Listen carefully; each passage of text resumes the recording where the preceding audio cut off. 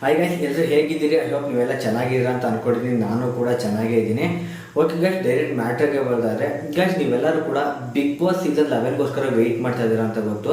So ನಾನು ಕೂಡ big boss season 11ಗೋಸ್ಕರ weight ಮಾಡ್ತಾ ಇದ್ದೀನಿ ಗೈಸ್. ಇನ್ನೇನು ನೆಕ್ಸ್ಟ್ ಮಂತ್ ಏನಿದೆ, ನೆಕ್ಸ್ಟ್ ಮಂತ್ ನಿಮ್ಗೆಲ್ಲರಿಗೂ ಕೂಡ ಈ ಒಂದು ಬಿಗ್ ಬಾಸ್ ಸೀಸನ್ 11 ಅಪ್ಡೇಟ್ ಖಂಡಿತವಾಗ್ಲೂ 100% ಸಿಕ್ಕೇ ಸಿಗುತ್ತೆ.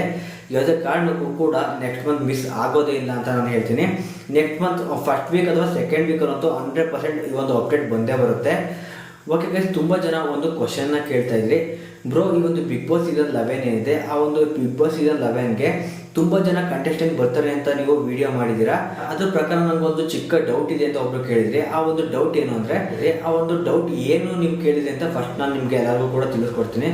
ಗೈಸ್, ಒಬ್ರು ಕಮೆಂಟ್ ಮಾಡಿದ್ರು, ಬ್ರೋ ಈ ಒಂದು ಬಿಗ್ ಬಾಸ್ ಸೀಸನ್ 11 ಏನಿದೆ, ಈ ಒಂದು ಬಿಗ್ ಬಾಸ್ ಸೀಸನ್ 11ಗೆ ಬೇರೆ ಚಾನಲ್ಗಳಲ್ಲಿ ಆ್ಯಕ್ಟ್ ಮಾಡ್ತಿರೋಂತಹ ವರ್ಕ್ ಮಾಡ್ತಿರೋಂತಹ ಕಂಟೆಸ್ಟೆಂಟ್ಗಳು ಅಥವಾ ಆ್ಯಕ್ಟರ್ಸ್ ಏನಿದ್ದಾರೆ ಅವರು ಬರ್ಬೋದು ಅಂತ ಕೇಳಿದರೆ, ಹೌದು ಗೈಸ್, ಖಂಡಿತವಾಗ್ಲೂ ಅವರು ಕೂಡ ಈ ಒಂದು ಬಿಗ್ ಬಾಸ್ ಸೀಸನ್ 11ಗೆ ಬರ್ಬೋದು.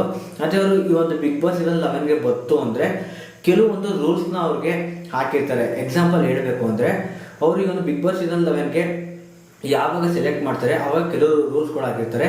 ಏನಪ್ಪಾ ಅಂದರೆ, ಎಲ್ಲೂ ಕೂಡ ಅವರು ಈಗ ವರ್ಕ್ ಮಾಡ್ತಿದ್ದಂಥ ಚಾನಲ್ ಹೆಸರನ್ನ ಹೇಳೋ ಆಗಿಲ್ಲ.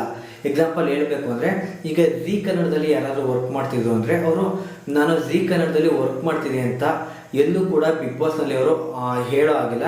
ನಂತರ ಅವರು ಯಾವುದೇ ಕಾರಣಕ್ಕೂ ಕೂಡ ಈ ಒಂದು ಕಲರ್ಸ್ ಕನ್ನಡ ಏನಿದೆ, ಆ ಒಂದು ಕಲರ್ಸ್ ಕನ್ನಡಕ್ಕೆ ಅವರು ಅವಮಾನ ಆಗುವ ಹಾಗೆ ಮಾತಾಡೋ ಆಗಿಲ್ಲ. ಈ ರೀತಿ ಒಂದು ಕೆಲವೊಂದಷ್ಟು ರೂಲ್ಸ್ಗಳನ್ನ ಅವ್ರ ಮೇಲೆ ಹೇರಿರ್ತಾರೆ ಅಂತಲೇ ಹೇಳ್ಬೋದು. ಆ ಒಂದು ರೂಲ್ಸ್ಗಳನ್ನ ಅವರೆಲ್ಲರೂ ಕೂಡ ಬ್ರೇಕ್ ಮಾಡಿದ್ರು ಅಂದರೆ ಅವ್ರಿಗೆ ಏನು ಆ್ಯಕ್ಷನ್ ತಗೋಬೇಕು ಅದನ್ನ ತಗೋತಾರಂತೆ. ಸೊ ಇದೇ ರೀತಿ ಸಾಕಷ್ಟು ಅವ್ರಿಗೆ ರೂಲ್ಸ್ಗಳನ್ನ ಹೇರಿರ್ತಾರಂತೆ.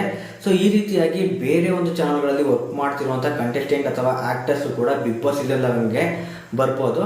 ಗೈಸ್, ನನಗನ್ಸೋ ಪ್ರಕಾರ ಈ ಸಲ ಜೀ ಕನ್ನಡದಲ್ಲಿ ಕಾಮಿಡಿ ಕಿಲಾಡಿಲಿ ಆಕ್ಟ್ ಮಾಡ್ತಿರುವಂಥ ಗಿಲ್ಲಿ ನಟ ಬಿಗ್ ಬಾಸ್ ಸೀಸನ್ 11ಗೆ ಬರ್ಬೋದು ಅಂತ ಅನ್ಕೊಂಡಿದ್ದೀನಿ.